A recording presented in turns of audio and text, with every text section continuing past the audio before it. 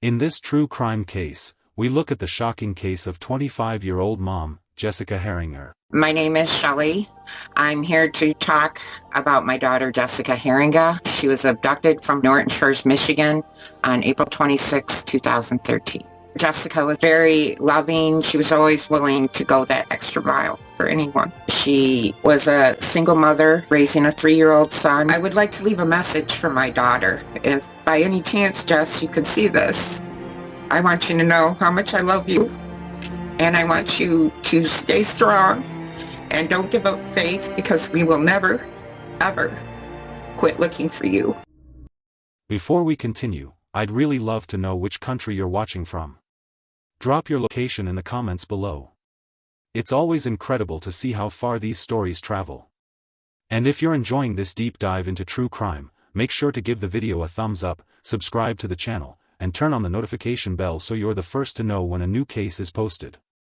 Now, let's get into it. On April 26, 2013, Jessica Heeringa got to the Exxon gas station for her evening shift at exactly 4:35 in the afternoon. It was supposed to be just another quiet night behind the counter. But that evening, something felt wrong to the people who loved her most. Her boyfriend stopped by the station just to see her face and check in before the night went on. Not long after that, one of her close friends also came by, sharing the same quiet worry. They both hated the fact that she was working these hours completely alone. But there was something even more worrying about the place itself. The gas station had no cameras, nothing watching the entrance. It was just Jessica, a young woman working a night shift in a place with too many shadows and no witnesses. At around 11 at night, a man pulled up to the pump just like any regular customer. But the moment he stepped out, something felt wrong. The station was empty. No one behind the counter, no sign of staff. He looked around, thinking maybe someone had stepped out back for a smoke or a break. But as he walked around the building slowly, that sinking feeling started to settle in his chest. I had walked inside, there's nobody, there's a car here, there's another car out front, but it is very suspicious why there's nobody here. Okay, so did you yell or anything, or? Yeah, I hollered, hey, walked around the building. It's just, I don't know. Officers arrived at the Exxon station shortly after the alert and immediately began their inspection. It didn't take long before unease set in. A woman's jacket had been left carelessly behind. Next to it, a purse filled with nearly $400 still zipped shut. Nearby, a pack of cigarettes sat untouched on the counter. Nothing about the scene made sense. These weren't signs of someone leaving on their own. These were traces of someone who had been interrupted. Someone who never had the chance to finish what they were doing. Investigators quickly pulled the latest transaction. The final purchase had been made at exactly 10:55 at night. A customer had paid for a cigarette lighter. Just 5 minutes later, someone was on the phone with emergency services reporting that the station was completely empty. Something had changed in those minutes. Then the officer stepped outside. That's when the weight of the moment truly hit them. On the ground were faint specks of red scattered in a way that suggested something sudden had happened. A battery cover from what appeared to be a laser sight was also found nearby. Its presence raised the disturbing possibility. But just as they were trying to understand the shock, another disturbing detail caught their eye. The door that led to the red stain could only be opened from the inside. There was no handle on the outside. At first glance, it could have been a robbery. But if someone had come for money, then why was the cash untouched? Jessica's purse was still full. The station's register hadn't been forced open. There were no signs of anything missing. Whatever happened here wasn't about money. It was about her. After some digging, the officers identified the missing worker. Jessica Heeringa, 25 years old. She had vanished without a trace, and all they had were scraps. No witnesses, no cameras, just a growing list of questions and a gas station that held its silence like a grave.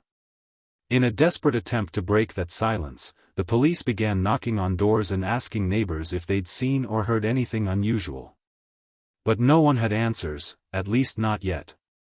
What they didn't realize was that their questions would trigger something bigger than expected. Word of Jessica's disappearance began to spread beyond the station. It moved through the neighborhood, reached unexpected ears, and when it landed at the feet of the station manager, she decided to come forward with a statement that would change everything. She explained that around the time Jessica was last seen, she had been passing by on her motorcycle. What she saw made her circle back, a silver van pulling around to the back of the station. At first, she admitted she thought something shady was going on. Her mind even wandered to the idea that maybe Jessica was sneaking merchandise out the back. She said she slowed her bike to see more clearly. That's when she saw the figure standing at the van's rear. The back hatch was wide open. The person shut it quickly, then opened it again as if they were adjusting something or someone, then closed it once more. The manager never saw Jessica, never heard a scream, but something about the way the van pulled off moments later stuck with her. The driver was a man wearing a red or maybe orange sweatshirt. His hair was wild and messy. He never looked around, just drove off into the night as if he had finished what he came to do. She said she didn't report it at first because nothing seemed obviously wrong. But now, with Jessica missing, her silence didn't sit right. After the investigators took the manager's testimony, something finally shifted. For the first time, they had a solid lead. Whoever had taken Jessica was most likely a man driving a silver minivan. It wasn't much, but it was the first real thread they could pull. So, they turned to the surrounding surveillance footage, hoping that maybe some nearby businesses had captured what the station itself could not. And they got lucky. One camera had caught the image of a Chrysler Town and Country moving through the area around the time Jessica vanished. It was just moving in and out of frame like a shadow. Based on the manager's description, this was the only vehicle that matched what she saw that night. But just when the investigators felt like they were getting closer, the reality of the task hit them hard. Because in Michigan State, where over 15,000 vehicles of that exact model were registered, at least 5,000 of them were silver. How could they find one specific van when the roads were full of identical ones? The spark of hope they had found dimmed fast. Still, they pushed forward. They kept searching the area, hoping that some small overlooked detail might surface. And then it did. A woman came forward with something the detectives had never expected. She said she had stopped at the station just the day before Jessica disappeared. While chatting with her, she brought up how unsafe it was for her to be working alone so late at night. Jessica agreed, said she hated the isolation. But before either of them could finish the conversation, someone nearby overheard them and cut in. He told the woman not to worry, that Jessica wasn't really alone, that her customers would protect her. But the way he said it wasn't comforting. It was off. The energy in that moment changed, and both women stopped talking immediately. Unlike the station manager who hadn't seen the man's face, this woman had looked him directly in the eye. She described him in detail, his clothes, his hair, his unsettling tone. Based on her memory, a composite sketch was drawn and quickly distributed to every search team in the area. The net was starting to tighten. Teams were still looking for Jessica everywhere. But now, they weren't just searching for her. They were also hunting for the man who claimed she wasn't alone. Days turned into weeks. Weeks bled into months. And still, Jessica was nowhere to be found, and the man they were looking for also vanished. The case that once set an entire community on edge had slowly drifted into silence. Leads went cold, witnesses disappeared, and eventually her name slipped from the headlines. By the end of that year, the investigation was classified as inactive. A file gathering dust with a photo of a young woman who had simply vanished. Where is your emergency? We come up to this lady, she's laying in the road. I think she was hit by a car. Okay. She's got a head injury. In the summer of 2014, roughly 20 minutes away from Norton Shores, where Jessica had last been seen, a woman named Rebecca Bletch was found lying motionless in the middle of a quiet road. At first, the neighbors who discovered her assumed she had been struck by a passing car. Her body was twisted, her breathing shallow. It looked like an accident. But what investigators found when they arrived told a much darker story. Police say the victim had been shot 3 times in the back of the head and reveal that she suffered bruises to her wrists, hands, back, and leg. It's not clear what caused the bruises.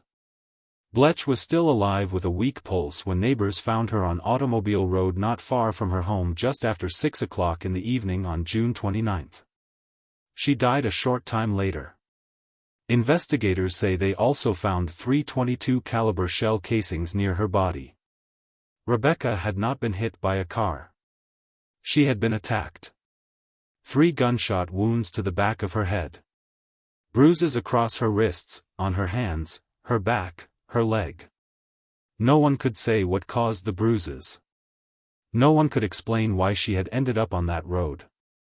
It was just past 6 o'clock in the evening on June 29. She was still alive when neighbors spotted her, but the damage was beyond repair. She died shortly after they arrived. Near her body, officers discovered 3 shell casings from a .22 caliber weapon. The working theory was that it may have been a random attack.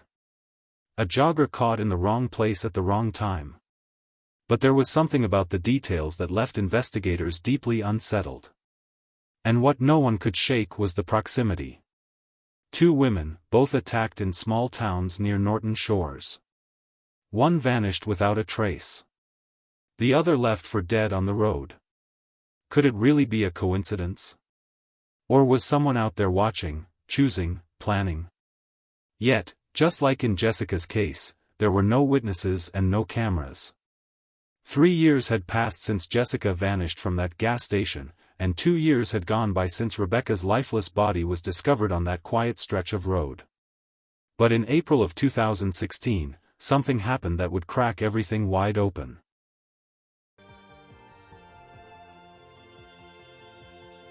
Okay, we're gonna get help there, okay? Stay in line with me, okay? Stay in line with me. Who has a gun? Okay, so the guy's not there? Stop. Is it sleeping out? Then who was it? I don't even know him. I'm just, please let me know, right now, please let me know. Okay, the officer's right around the corner, okay? He was 6 years and 40. And was it a minivan? It's like a full-size van? Yes. And you said he was about 40 years old? No. You're so right. What do you think? I said, what color hair did he have or anything? Dark. Dark hair? Yeah, he had a Was it a white male or a black male? white. You weren't able to get a license plate or anything, were you? No. A 16-year-old girl was walking home from a party late one night.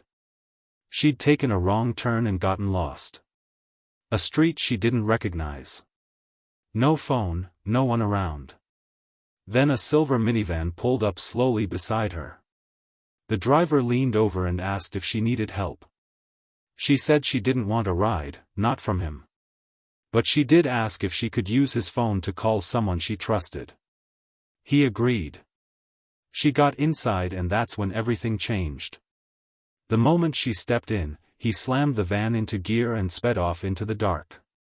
The road blurred past her as he pulled out a firearm and pointed it at her chest. She panicked, fought.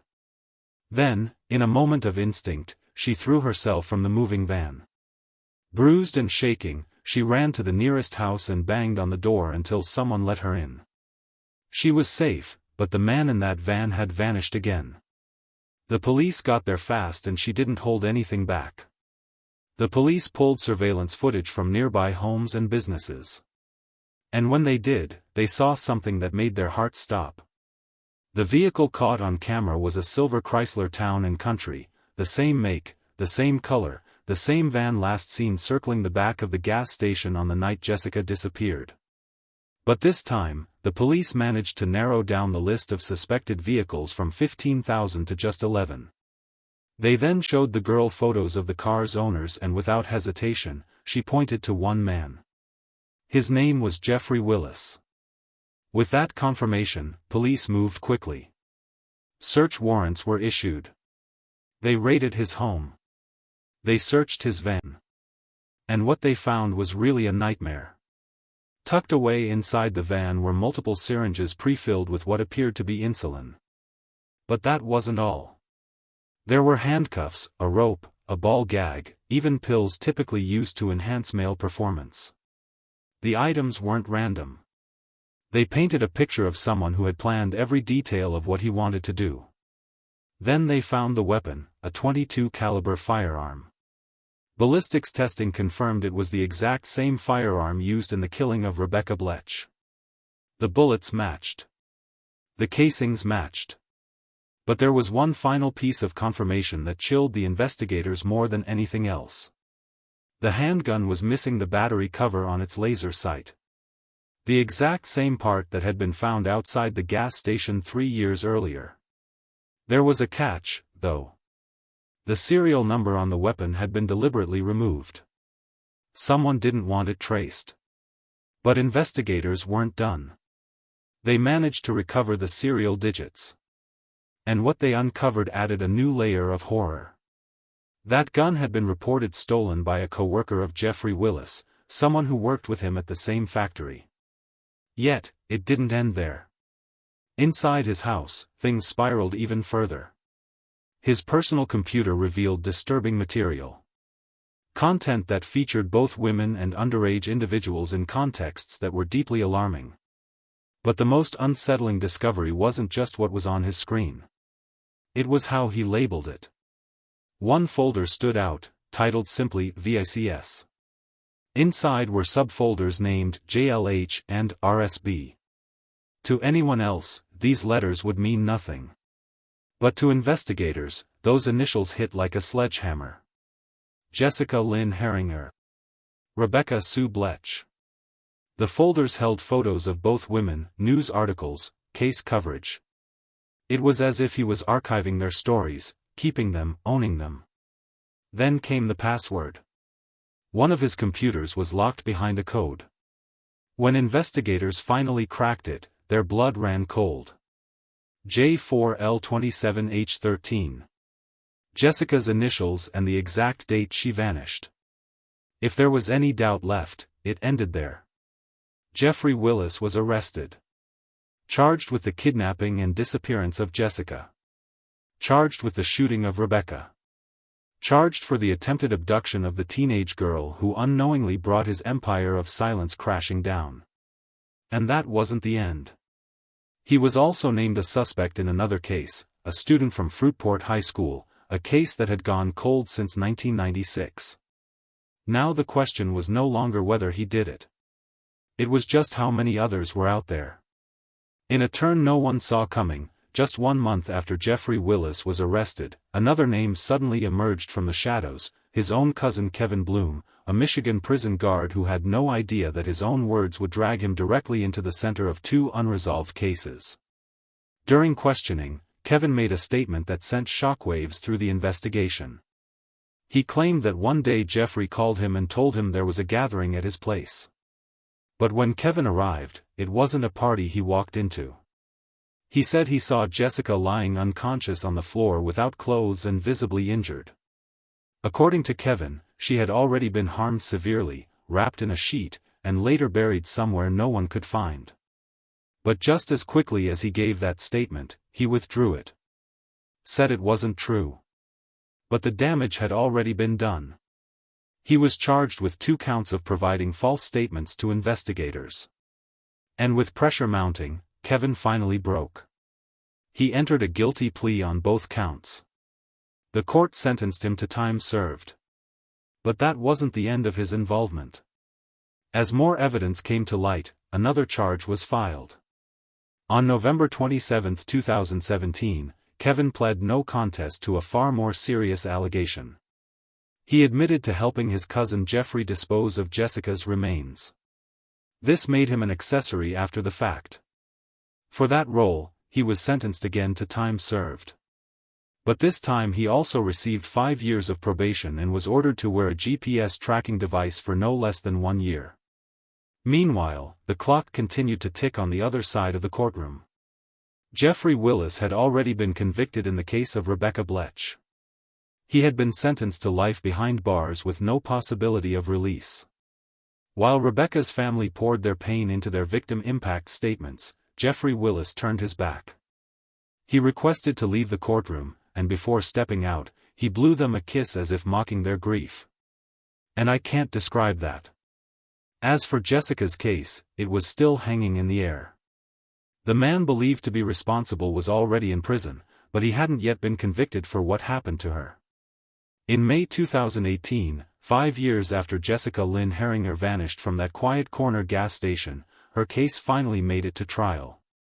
It had taken years of silence, broken only by fragments of evidence and one unshakable belief that Jeffrey Willis was the man responsible for what happened that night. Despite the absence of a body, prosecutors came to court with a case built on chilling patterns and disturbing digital traces. They revealed that Willis had visited the Exxon station more than 15 times before the night Jessica disappeared. He wasn't just passing by. He was watching, studying, waiting.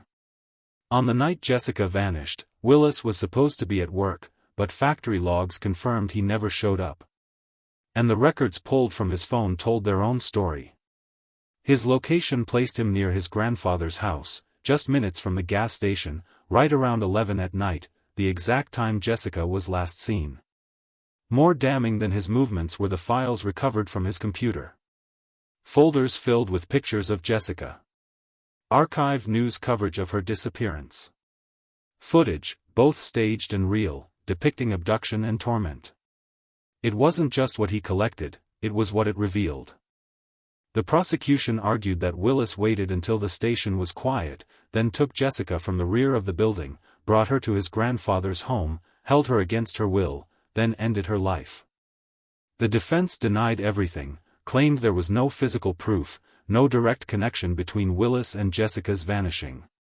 They pointed out that the van caught on surveillance footage could have belonged to anyone, that there were over 15,000 similar models across the state. But the jury wasn't swayed. After just an hour and a half of deliberation, they returned their verdict. Guilty.